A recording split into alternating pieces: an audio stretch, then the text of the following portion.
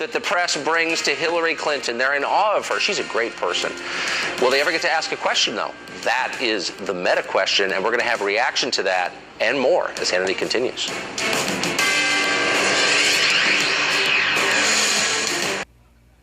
It has been, and we are counting here, 273 days since Hillary Clinton last held a legitimate press conference. After pressure from the press, ABC News is reporting that Clinton will start using a larger campaign plane to allow the press to travel with her.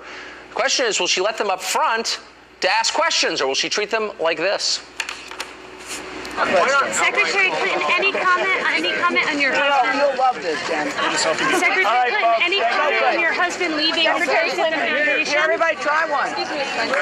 Secretary Clinton, should your campaign have known that Omar Mateen's father was at your campaign rally yesterday? Thanks, folks. Appreciate it. Secretary Clinton, do you have time for a question? Thank you all very much.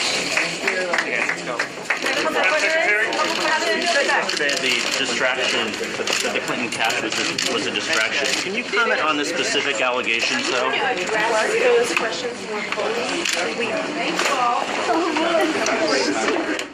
Woof, as in a bad marriage, she's not even hearing them. She stopped listening. What, were you talking?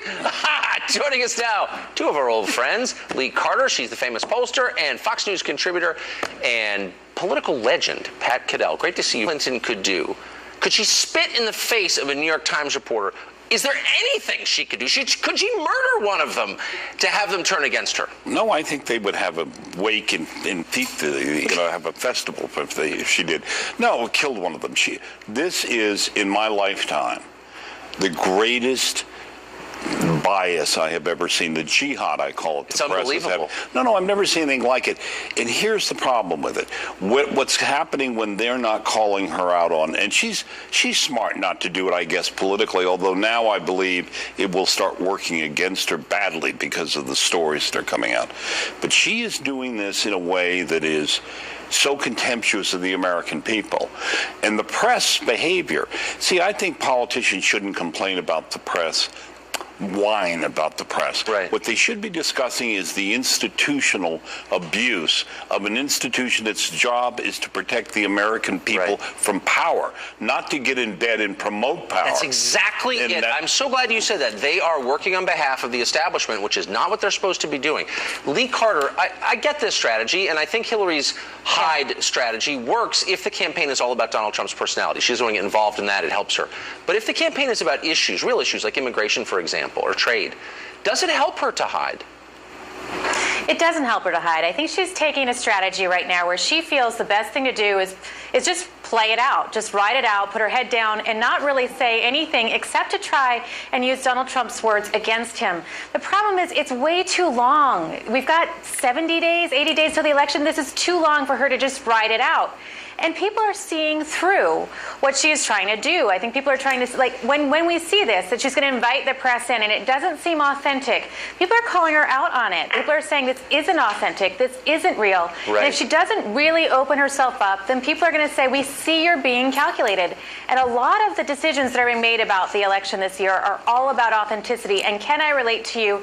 Can I trust you? And I think people are really having a hard time with Hillary Clinton. So this campaign's going to end, Pat, and as you just wisely noted, the press has decided to defend entrenched power. They're on the side of Hillary Clinton and the hedge fund managers against middle America. Right.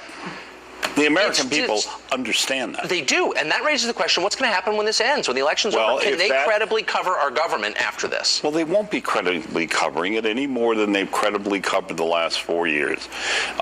This is frightening. I mean, Barack Obama, ironically, doesn't like the press, despises them, and yet they have protected him on more things.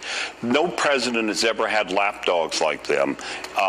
In the modern era. It is, when John Kennedy had a friendly press corps, he had very negative editors. He had very hostile editors and many columnists. If you want to take an example of someone who was a darling of the press. This is different, though. This is from top to bottom.